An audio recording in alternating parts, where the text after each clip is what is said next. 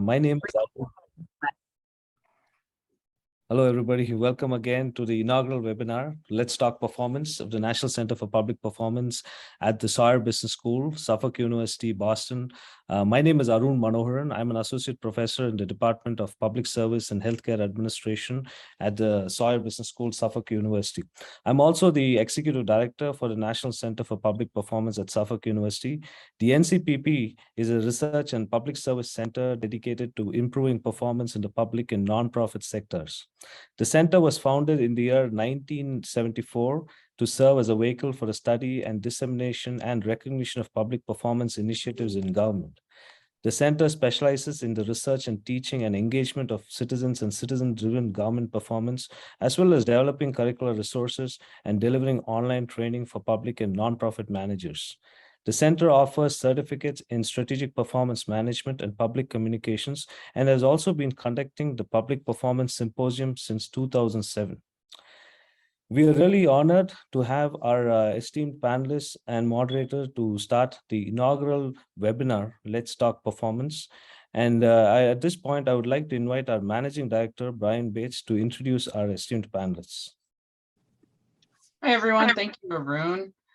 And so there were some technical difficulties with our Zoom webinar plugin. So our apologies, it does not look like a normal Zoom webinar.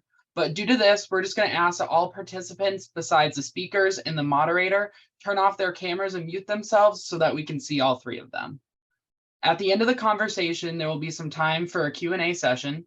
We ask that all participants please use the chat function to submit their questions. Feel free to submit them as you think of them. There will be no need to wait until the Q&A session. I will be compiling them during the conversation. So let me introduce today's speakers. We have Katherine Barrett and Richard Greene. Over the course of 30 years, Katherine Barrett and Richard Greene, the principals of Barrett and Greene Incorporated, have done much praised analysis, research, and writing about state and local governments. A great deal of their work has focused on the field of performance management. Peter Harkness, founder of Governing Magazine, described the couple as by far the most experienced journalists in the country covering public performance. As a part of their work in this corner of the world, Barrett and Greene are fellows at the National Academy of Public Administration, senior advisors and columnists for Route 50, contractors to the Bloomberg Center for Government Excellence at Johns Hopkins University, and senior advisors for the American Society for Public Administration. Greene is also the chair of the Center for Accountability and Performance at the American Society for Public Administration. In early 2020, they wrote their latest book that our conversation is going to be focused around today, Making Government Work: The Promises and Pitfalls of Performance-Informed Management. And today's moderator is Monica Croskey Chaparro, the Assistant City Manager of Virginia Beach, Virginia. Monica serves as the Assistant City Manager for the City of Virginia Beach, Virginia. In this role, she provides executive oversight to departments, serves as a liaison to several state agencies, and leads a portfolio of strategic initiatives that help the community of more than 460,000 residents and organization of more than 7,000 employees that address both emerging and traditional needs. Monica has more than 15 years of local government experience, having served in leadership roles in the areas of strategic planning, performance management, and budgeting for the cities of Charlotte, Raleigh, Durham, McKinley County, North Carolina, and the city of Rock Hill, South Carolina. She serves as a national board member for the American Society for Public Administration's Center for Performance and Accountability. Monica earned her Master of Public Administration from the University of North Carolina at Chapel Hill and a Bachelor of Arts in Political Science from Winthrop University. So I want to turn it over to our moderator today, Monica. Thank you very much. As you were reading Katherine and Rich's resume, I actually got chills of the fact that I get to have a conversation with them. What an honor. When I think about pillars in the space that really my entire career has focused on. So it's first an honor to be able to have this conversation with the two of you. So thank you. I'm sure everyone here is familiar with your work because we all have a love for this space. But I know that this is being recorded and will be shared with students. So Katherine and Rich, if you would, before we launch into our discussion, just give us some feedback on your organization, share a little bit about your organization and your work. just a little more Sure. before we dive deep. I have to say, Monica, you've set a very high bar, and I'm afraid that that after that kind of a remarkable beginning of an introduction, we're honored to be with you too, of course, because you're doing such brilliant work in your own corners of the world. But thank you. And even referring to us as an organization is kind of an interesting thing, because the name, as you mentioned, is Barrett and Greene Inc. And of course, Katherine is Katherine Barrett, and I'm Richard Greene, and that's Barrett and Greene Inc. So it's not like we are an organization of any great size, but we work very hard.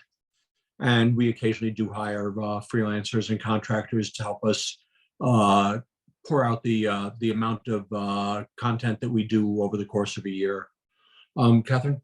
Well, you know, I should add, first of all, we're going to interrupt each other constantly because we're married. That's what we do. So just get used to that. I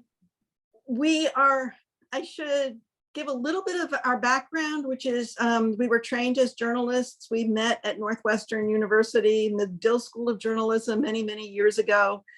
And we began working in the field of state and local government, observing it, writing about it, researching and reporting it 30 years ago. A little bit more than 30 years ago, though we hesitate to give these numbers as much as we used to. There's a lot of ageism in the world, yeah. Right.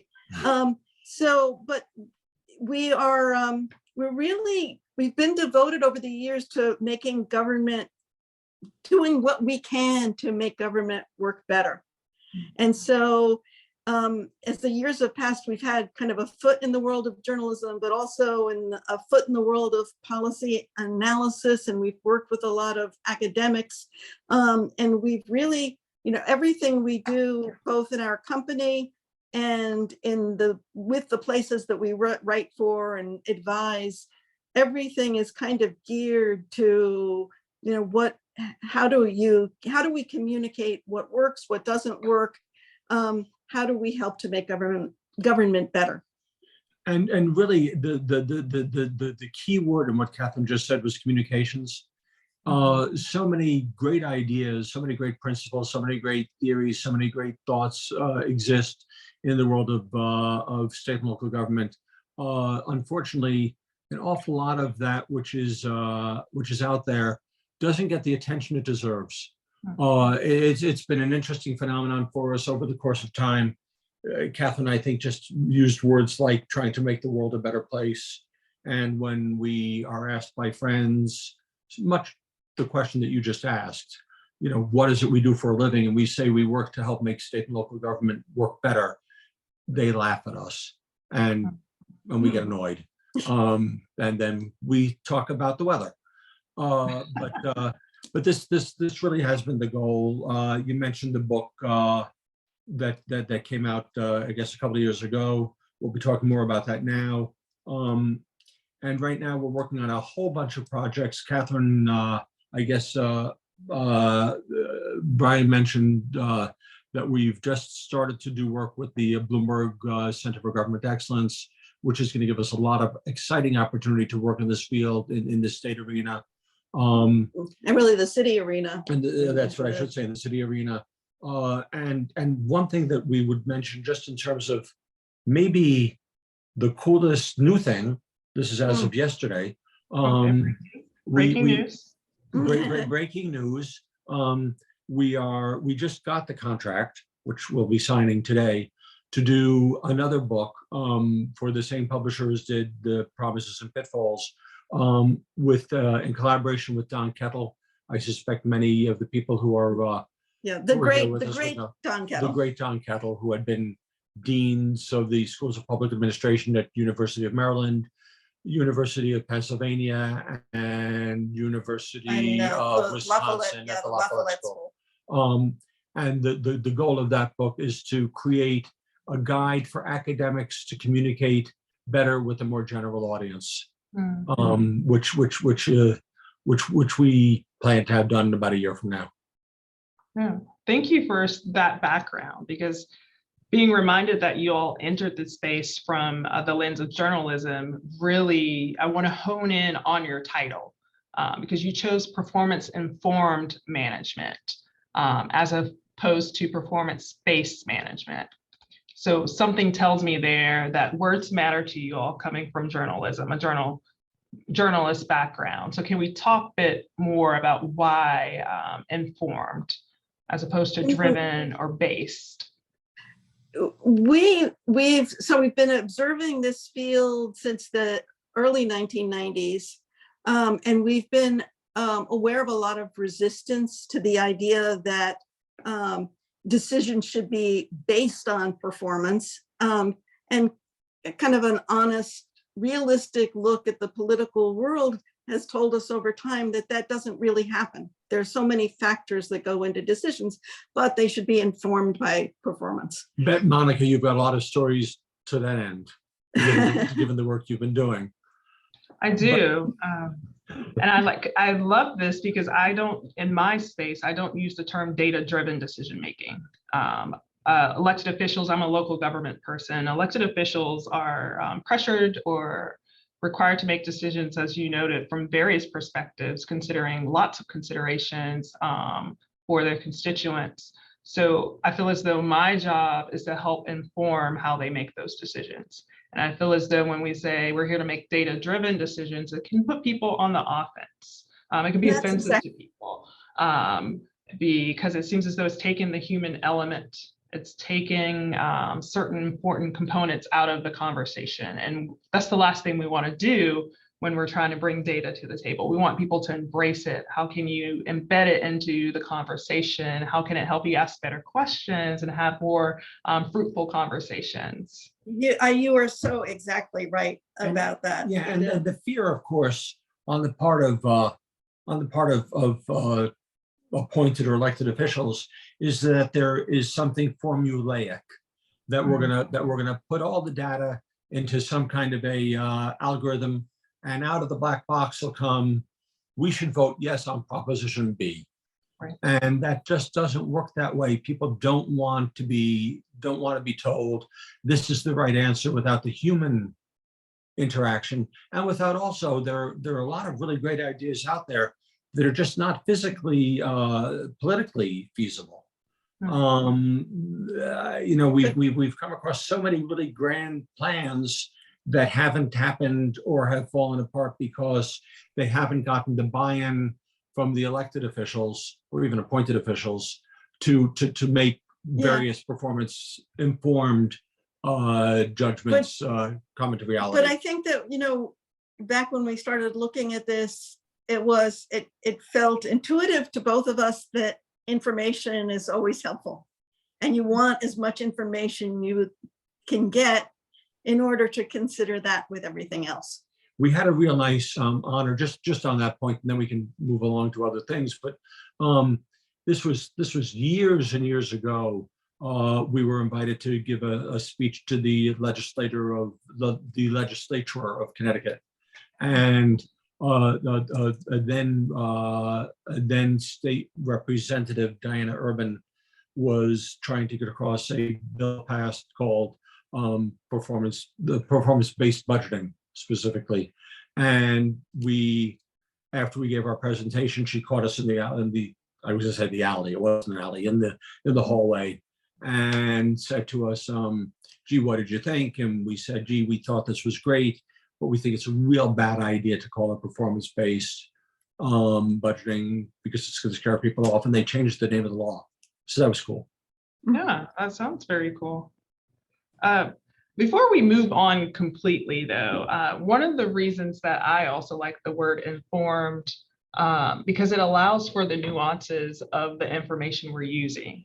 You all have worked with local governments and state governments, and you know that systems aren't perfect that we're dealing with. Oftentimes we're working with imperfect data, and it allows for the allowances of understanding that there's no such thing as perfect data. I remember being asked by an elected official of how could I expect him to use the data when data can be distorted and all such things. And my response has always been this method that I like to call 3D, of you define how you're going to measure something or how you're going to consider a particular performance. You document it so that you're sharing any data limitations, you're sharing your definition, and then you disclose it with folks so that they can make the decision about what information you're using, whether it's a model, whether it's a study, so that they can be informed. And we kind of saw this in COVID, if we could talk a bit about this, where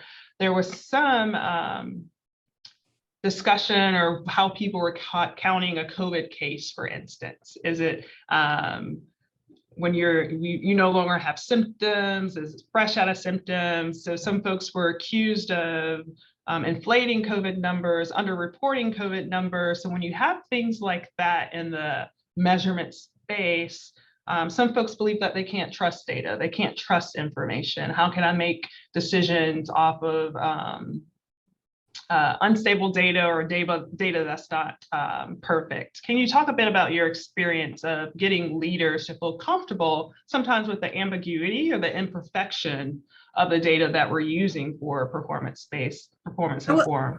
You know, one of the things I would start with is that what you said, I think, about really informing people about the issues that you're facing with your data and being very upfront and clear about it is so important. Because then, and the whole idea of winning trust about the data, or getting the real clear-headed discussions about the data before it's used is also a critical step. And we've seen an awful lot of distrust about data, and sometimes for good reasons. We've done some big features along the way. One in 2015 for Governing Magazine about the poor data quality. We at the time we talked to nearly all of the auditors and evaluators throughout the 50 states, and just came up with so many problems that they've brought up about the quality of data. So that has been a big problem. I do think, I don't know whether, I think Rich would agree, but I think that this is getting better. I think that there's much more understanding now about data flaws and much more attention to, now that we've got in a lot of places chief data officers, a real focus on improving the quality of data. And that will, I think that will contribute to greater trust in it going forward. One issue is that there's a tendency in some municipalities, some states, to cherry pick the data that shows that things are all just jolly as could be. This was an instance, again, I'm talking out of a little bit ancient history, but New York City has something called the Mayor's Management Report. I don't know how many hundreds of pages it is now. It used to be 300, 400, 500 pages. Oh, wow. And that's in the days when people weren't reading it online. So it was a telephone book. And we took note, because we didn't read the whole thing, but we skimmed through the whole thing. And we took note that the introduction, everything was good in New York City. That was all you saw, were all the positives that they could gain out of the data. And when the data is only used to demonstrate how things work and not used to demonstrate how the other things don't work, we lose credibility, and that can be a real problem. No, that's great. So can you all talk to us a little bit about the premise of the book, some of the key takeaways, not all of the key takeaways, because folks need to read it, but can you give us just some key takeaways, the focus of your research in the book? We, because we've been, working on this for such a long time, I think we've both been aware that there's a lot of promise to this and a lot of pitfalls, and that's what we call the book, the promises and pitfalls of performance-informed management. Here, I got my fingers on it. but I think that what we found was that there were things that consistently would go wrong with performance measurement and management systems that it would really pay to focus on, because most of them are correctable.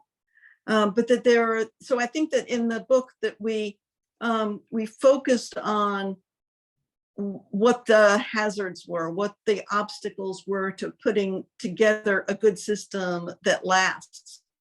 And one of the things that we were very aware of, in the decades that we've been doing this, was that many of the efforts that seemed very promising don't last, that it's very hard to sustain them. And so we were asking throughout, like, why is that? One of the reasons we wanted to write the book is that we started interviewing people in the last 10 years, and they would refer to performance measurement or management systems that had just gotten started. And we would know that there were active efforts at this, 15 years before, but the people who were currently in office or in management positions didn't know about what had happened before and how or why things had gone off the rails. There was an extreme example of this, and again, I'm sorry, some of our examples are a little dated, but there's an example of this in Hawaii, where the legislature had brought up a bill, and it was a performance management bill, and one of the people who was there to witness the testimony being given was the budget officer, who told the legislature, guys, we've had this for the last 15 years, we just haven't used it. So a little bit sad, but it's often the case. There's a gap that I believe exists between having the details of a good performance management system on paper and it actually being utilized by the people who are making the decisions. Additionally, there is a real hazard here, and this goes back to what Katherine was just saying. There's a real hazard here when new people come into state or local office to want to do things new, to want to do it their way.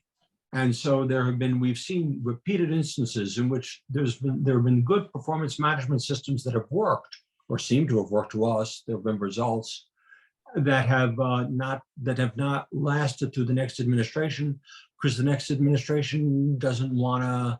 Actually, this works two ways. Sometimes the next administration wants to get rid of it because it belongs to the old administration. They want it done their way, even if their way isn't the better way. And the flip side sometimes is that the new administration comes in and uses the information that came from the bad one to bash the people who are the incumbents and say, look, and we say, isn't this great that the incumbents are being outgoing or being transparent about the problems that they've discovered through their performance management? And what they wind up with is, in exchange for their transparency, they get hit over the head with an invisible hammer. This is really in line with a question that Kevin put in the chat, that sometimes people see a barrier to using performance measurement programs because it can be used against them. And he wanted to know if you all have ever seen a performance management system labeled as confidential. So it could be used by management, but not necessarily weaponized or disclosed in a public setting. I have my thoughts on that, but definitely want to hear from. Well, I'm curious about your thoughts on it. You go first, Monica. Yeah, so for local government, we have Freedom of Information Act. So very few things we do are confidential or proprietary, but there are certain ways that you can design programs to where you get a little bit of both, of where here in Virginia Beach, our manager, Patrick Duhaney, came to us from Cincinnati and very much a stat proponent. And I've done stat programs other places. Some folks do stat and they would televise them. The way that we look at STAT here is that our STAT programs, where the manager brings in his top leadership and we stat opportunities for improvements or areas where we want to see enhanced service delivery, and the stakeholders, we bring them together and we have real conversations. And we like to say we can't get better until we're willing to get real. So how do we create an environment where departments are willing to get real? Because the point of those stats are we can give you the resources to help you perform better, or we either need to right size our expectations for your performance. So let's have those conversations. We also have a report semi-annually that we publish. It's the good, it's the areas where we want to have improved opportunities. And we share those as responsibly as we can. But we don't televise our stat meetings because we don't want them to be performative. We want them to be honest opportunities. They're not audits. I want us to get to talking about auditors too and audit agencies. They're not audits, but it's an opportunity for you to either right size the expectations that management has for your performance, or for you to be able to make strong business cases of why you might need more resources. And it's not that we're always going to be able to give you additional resources, but it's very clear in those meetings of where there might be gaps. And if we as management can't plug those gaps for you, then our manager is great at being able to work with our city council to communicate what reasonable levels of expectations can be based on the resources that we have. Yeah. You know, a lot of this comes down to whether you think of performance management in terms of accountability or improving performance. Right. And I think that that's where a lot of the stat problems and tensions have developed, is when it's regarded kind of as a gotcha exercise. And when we were doing interviews for this book, we found a lot of places, you know, had started a stat program and had televised it or had used it with management, sometimes elected officials, dealing with the stat program in kind of a grandstanding way, to kind of yell at the people who were presenting their information, like, why didn't you do it this way? Why, you know, why is your data bad? Whereas if the attitude and the culture Said that was the way those stat programs began, and increasingly we're seeing, and we saw this in researching the book, an increasing move away from a gotcha exercise and a greater move toward a collaborative one. Right, right. And that's our stance here in Virginia Beach, is we want to have productive conversations. So we're using the data to have those conversations, because ultimately that's what's going to lead to the change. Now, Mark, I see that you have an example of an internal performance management system. We're going to come back to you. Let's do about 10 more minutes of the conversation with Rich, and we'll turn it over to question and answers. This time has gone by way faster than I thought it would. But given the nature of this particular talk, I want to make sure we have time to discuss you all's perspective of practitioners, as well with academics. And if you could talk to us about those two domains, and if there is a gap, how large do you think that gap is? And what do you think the impacts of that gap? Like, what are we leaving on this proverbial table by having a gap between practitioners and academics? You know, one of the things is that they speak a different language and they have different cultural experiences in what they're doing. And one of the issues that we've seen, the academics tended to want very great precision and didn't want to hear what the journalists or the people who were doing the interpreting and the storytelling had to say, because if everything wasn't recreatable in a perfect way, and if everything couldn't be coded in a perfect way, people shouldn't pay attention to it.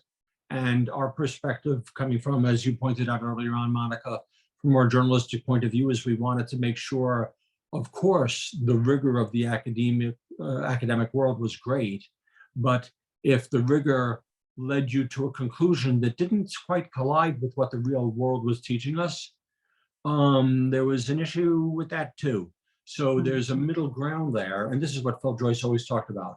Was he used to say, and we like this a lot. He used to say he likes us because we acted like academics, and we liked him because he acted like a researcher. Oh, that's great. The art and the science. And yeah, I've been very fortunate in some organizations previously coming from the Triangle in North Carolina, where we have lots of universities that do research, and I felt like we brought them into City Hall quite a bit.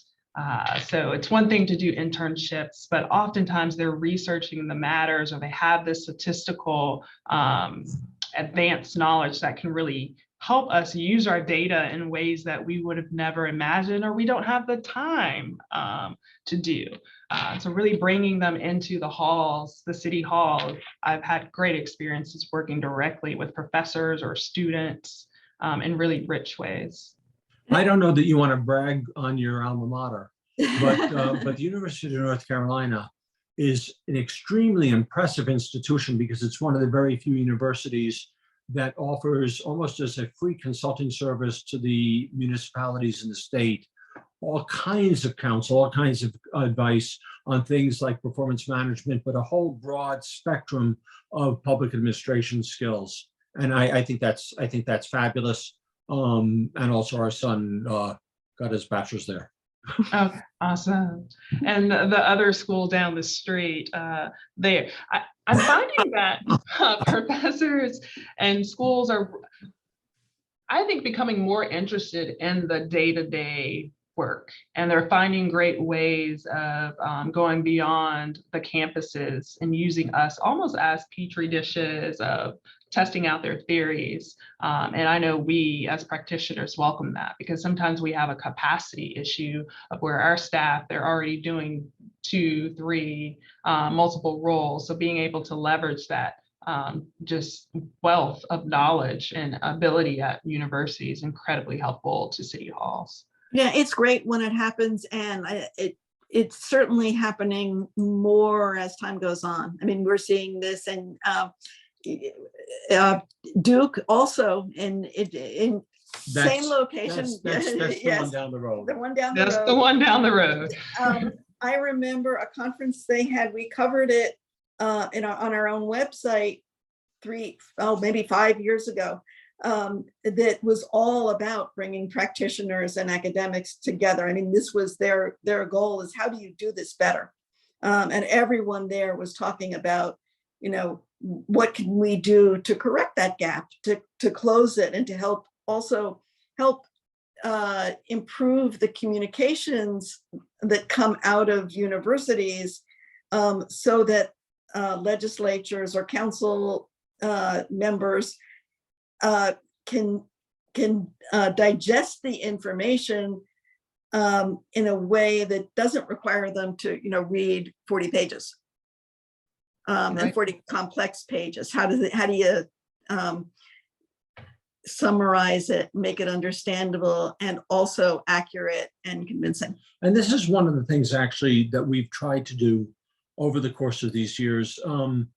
We've tried to bridge that gap as much as possible. And although we talk to a lot of practitioners, almost every piece of work that we churn out, we work with the academics as well. We did a piece we were pretty proud of not long ago with the Urban Institute in collaboration with Harry Hattrey, who I'm sure everybody in this audience knows. That was the do's and don'ts of performance management. And it was a lovely collaboration between Harry, who's a brilliant guy, but a true academic at heart, and the two of us with a different perspective. And other people too. And other people as well. Don Moynihan was involved, and then Maria Agostina was involved, who's the, I guess now the outgoing dean of the school of the Biden School at the University of Delaware. So, but it was all a nice match up. between the two sets of disciplines toward a greater whole. Love that. So we have some really thoughtful questions in the chat that I want to make sure we address. I think Graham's question is a nice transition, asking as part of your journalistic work. Oh, this is a good one. Do you ever call out poor performance management systems as opposed to poor performance? Yes, and we love to do that.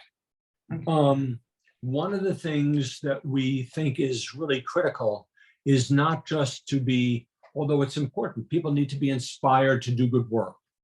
But one of the things that we've tried to do all along the way, and you find this in the book as well, is to give good examples of bad examples. So that people, because people don't necessarily learn from just the success stories.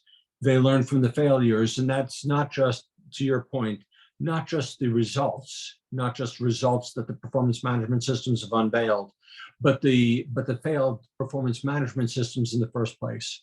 And yeah, I think that's a really critical point, is being willing to acknowledge that some systems that are established just don't really work well, and let's figure out why. And we were just talking about one, which were the early city stat systems or stat systems that, when they were gotcha systems, they were not nearly as effective as they've become. I think, over time, we've also pointed out some of the problems when systems heavily depend on both, not just penalties, but incentives.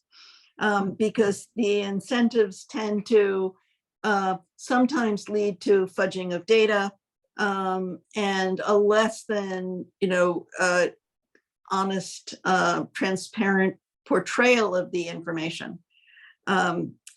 So, it's becoming aware of what can damage a performance system. And one of the ways that we've seen performance systems damaged is if employees become so suspicious or terrified or just overwhelmed with the system that's put in place, that they resist it, and that they don't want to play along, and they don't take good care of the data, and that can kill the system. And particularly both in two periods of time. One, when we're in a recessionary period, when cities and states just don't have the resources, and right now when cities and states may have the actual fiscal resources but just can't hire the people. It can be a real, not necessarily an impediment, but a real strain when you say, gee, we should be measuring things, we should be filling out the forms, we should be filling out the data forms, we should be submitting it so they can be analyzed and scrutinized and utilized. But the person says, my gosh, I don't have enough hours in the week to make sure, if I'm in the Department of Sanitation, I'm getting calls every 15 minutes from somebody whose garbage wasn't picked up this week. When do you expect me to be working on the data about how much garbage isn't being picked up? So it's a real issue just of capacity. It can be a capacity. I've had good experience too of folks seeing the return on the investment for taking the time to do it. And for me, as someone who's led those performance efforts, that's what's fulfilling, when people see the system work for them. And I must say, my city manager here is amazing for that. When we go in stat and folks can show a business case for how they might need additional resources, we have examples of him transferring FTEs and focusing on that service area. And we've seen improvement in that service area. So hearing folks who once were skeptical of stat just speak so highly of how stat has worked for them in their favor, or how they've built better relationships with folks in the other department, because we're so used to seeing things from our perspective of this department isn't meeting the service turnaround for me, but hearing the challenges that the other department has can create a sense of understanding. So some of it has actually been qualitative benefits of just better interdepartmental relationships, and other have been more tangible, of where the manager has redirected and reallocated resources based on people being able to really show the business case need for it. So it can be an investment of your time, but you can get a return on that sometimes. And that's what I particularly care for in my role. It's when people see the system work for them and we get to see improved performance. Yeah, and you know, we've also criticized systems in which the ideas behind the launching of a performance management system are enormous, but there's no funding given to it and no FTEs given to it, and so it won't work. I mean, one of the examples we have in our book is about a very, very ambitious performance prioritization system that was introduced in Illinois some years ago, in which they were gonna, I think there was legislation to pass, they were gonna prioritize, all 200 program, 200 different funding streams and evaluate them. And there was no money that was going to that. It was just impossible to do it. And they ended up kind of narrowing it down to working on 7 of them, not hundreds. This, of course, was at a period of time when Illinois had the lowest bond rating in the country. Yeah. The lowest, sorry. When the state was in junk bond status. Okay, the lowest bond rating, got it. No, that's great. Let's see. John, I see your direct message. I'm more than happy to answer that. I worked for the city of Raleigh from 2015 to 2019. I had the pleasure of starting their performance management strategic planning for the capital city from the ground up. So it's great work there. Started their STAT program there too. So it's all that. Kevin is asking, for larger county or city governments, do you all know about what percentage of them have performance management systems? Well, the answer is no. The answer is we used to. There was a project called the Government Performance Project that was funded by the Pew Charitable Trusts, at which point we could have given a good idea, at least at the state level. What I can tell you is that you need to really bifurcate that question. It is my guess that a huge, and I'm not going to even pretend that I can give you percentages, but it is my guess that a large percentage of large cities and of all states, if asked if they had a performance management system in place, would say yes. And it is my guess that if you then dug one step deeper and saw, was it a functioning performance management system, the numbers would be way lower. I know that's not a real direct answer, but it's certainly what we've seen repeatedly. And the interesting thing is, and this is a phenomenon we've come across repeatedly, is that it's frequently the case that the cities or the states that are doing the best job will tell you they are doing the worst job because they know how much more there is to do. And the cities and states that are doing a mediocre job tell you they're doing a wonderful job because they don't know there's anything better out there. No, I think that could apply to so many areas of life. Let's see, I know someone had an example of a personal or internal performance management system. Mark had an example. And is this Mark Abrams? Mark Abrams. Is that, given the previous experience, I'm a little nervous about unmuting folks. I just unmuted me. Okay, awesome. So if you could, in like 2 minutes or less, summarize that system that you're referencing, I think that would be great. Sure. Richard and Katherine, good to see you again. Always. Good to see you. So I'll keep the government anonymous, but a new city manager came into one of the Massachusetts cities. He had no idea of how Massachusetts government ran, and he wanted a performance management system to set up internally, not externally, as a way to almost contract with the department heads. If I give you $15 million to run your department for this fiscal year, what can I expect in return? And talk to me about outputs and outcomes, not salaries, not expenses, not capital outlay. So how's that in 1 minute? It's intriguing. I I see, Katherine, you're ready to engage. I was going What to ask, more- how did it work? It worked very well. And if you remember Austin and the Managing for Results conferences, it won the national award that year. Well, I should just mention Mark is a pioneer in this field. We've known him for probably 30 years now. Long time. I'm gonna have to, I know you're keeping the organization anonymous. Do you mind sharing, just in case some of the other attendees want to look into their work a bit more? It was the city of Worcester. As I said, it won the national award. I don't know if they're still using a performance management system, but clearly back then it was good. Yeah. Great. Thank you for sharing that. I feel like I have time for one more question to ask you. And I'm very interested in this from a professional standpoint. You all have written extensively about the independence of performance auditors and other folks who oversee performance of organizations.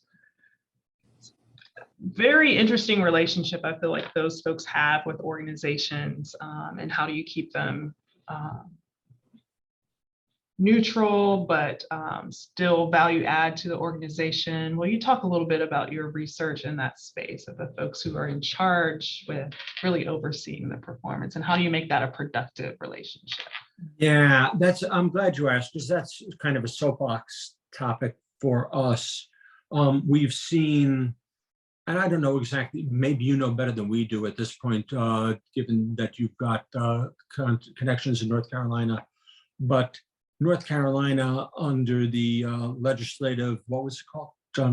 Well, it had an evaluation division that we thought was very good, put out a great deal of work in evaluating programs, had a good nonpartisan staff, and very quietly was kind of disbanded. I believe it was about 2 years ago, with the idea that it felt to us that a more political look by the legislature at the executive branch could replace that. The wording was being changed, that they were going to be doing investigations instead of doing evaluations, which has a very different tone to us. I mean, what we have liked when we've looked at performance auditing, legislative performance auditing, sometimes state auditors, as long as does not get very political, which sometimes does happen with elected auditors. If it is nonpartisan in tone and independent, the performance auditors can do a wonderful job at both looking at data and data flaws and looking at how programs work and how to make them work better. I think that there's very interesting questions about the relationship between the auditors and the places that they're auditing. But when it is a cooperative relationship, it can work to everybody's benefit. There was maybe one of the saddest, there are a lot of sad stories. One of the saddest stories was in the state of Florida, where there's an organization called OPAGA, which, tell me what OPAGA stands for. Also, Office of Program and Policy Analysis and Government Accountability, something like that. Which did amazingly strong evaluations about all sorts of things happening in Florida. And the legislature decided that there needed to be far more legislative control, which goes back to your question of independence. And they're still doing some interesting work. I'm not knocking what they're doing now, but the comparison between when they could decide what they wanted to look into, what they wanted to evaluate, and what the legislature wanted them to evaluate, it's not what it used to be in a kind of a unfortunate way. I think that, the key point is that the independence of the auditors needs to be protected. Their budgets need to be protected so that they can do the work. And when those things are threatened, it doesn't turn out well, we think, for the entities. Can't believe it, but it's time to wrap up. Thank you, both of you, so much for spending this hour with us. And we didn't even really get to the tip of the iceberg. I don't feel just your career and just the many articles where you have helped the academics translate it for us practitioners. And just thank you for the way that you all stand in the gap and bridge the two worlds. I know I've benefited personally in my professional life for the work that you all have done. So it's always a pleasure. And just thank you both. Anything before I turn it back over to Rune that you all want to share? The one thing I would say is to thank you, Monica, because we so appreciate the work that you're doing. I mean, you are there and on the ground, and the accomplishments that you've made in terms of performance management and improvement, it's great too. And thank you so much for having the conversation with us. Thank you. This is the part of I'm going to watch this part over and over. So thanks for recording, Arun. I'm going to turn it back over to you now. Yeah. Thank you, Monica. Thank you, everybody. This has been a great session. I really would like to thank you, Rich, Katherine, for sharing wonderful perspectives on your book. Congrats again on your book. It has so many different stories. You rightly pointed out, we need to know all stories, not only the success stories, but also the failures, so that we don't repeat it. So it has been really fascinating to read all those stories. And it's always nice to see the historical perspective, right, of performance management. And thank you, Monica, for sharing your insights from your work, and for a great job moderating the session. It's really so nice to hear your insights. And what makes this session really interesting is that we've got this academic aspect to it, the practitioner academic, and that's how we want. That's how the field of performance management can go forward. So thank you, everyone. And I want to thank the participants for joining at the inaugural webinar, Let's Talk Performance from NCPP. We plan to have monthly webinars, and the next one will focus on performance budgeting, and we'll definitely keep you posted. So thank you, everybody. Thank you. Thank you. I can take off the recording.